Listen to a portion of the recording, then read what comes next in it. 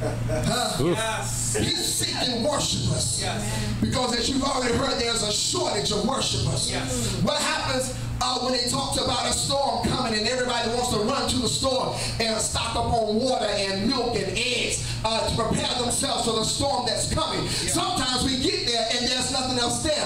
And that's the same way with God when he comes into the house. There are people in the house, but yet still there are no worshipers. God have mercy.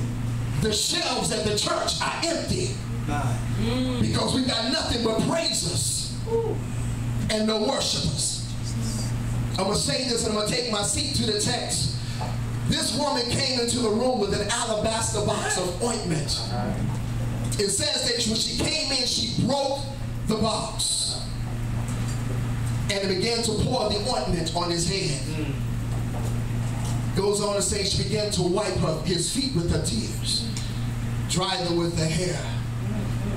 The one thing I saw when I was looking at this is when you begin to touch God, what God has becomes a part of you.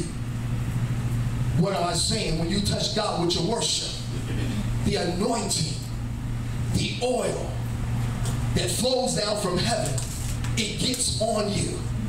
Anybody want the oil on tonight? Yes. Yes. Yes. Anybody want the oil on tonight? Yes. I'm going to take my seat, but for those of you that want the oil, just begin to stand up and just begin to worship God. I can't tell you what to say. That's right. Because I don't know what God has done for you, and I don't know how you feel about him. But just begin to open up your mouth and give God some worship. Come on, begin to give God some worship. Worship says, God, I know you for who you are. Yes. If God has healed you, you know him to be a healer. Yes. If God has delivered you, you know him to be a deliverer. If God has brought you out, you know him to be a way maker. It's very quiet in the house. Come on, it's very quiet. It doesn't matter who's standing beside you. Don't nobody know your story like you know your story. Don't nobody know what you've been through like you know what you've been through. Don't nobody know how long it took you to come out of that nasty pit.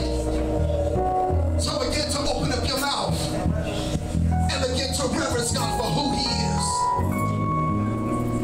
He's Elohim. He's El Shaddai. He is the beginning. He is the ending. He is life all by himself.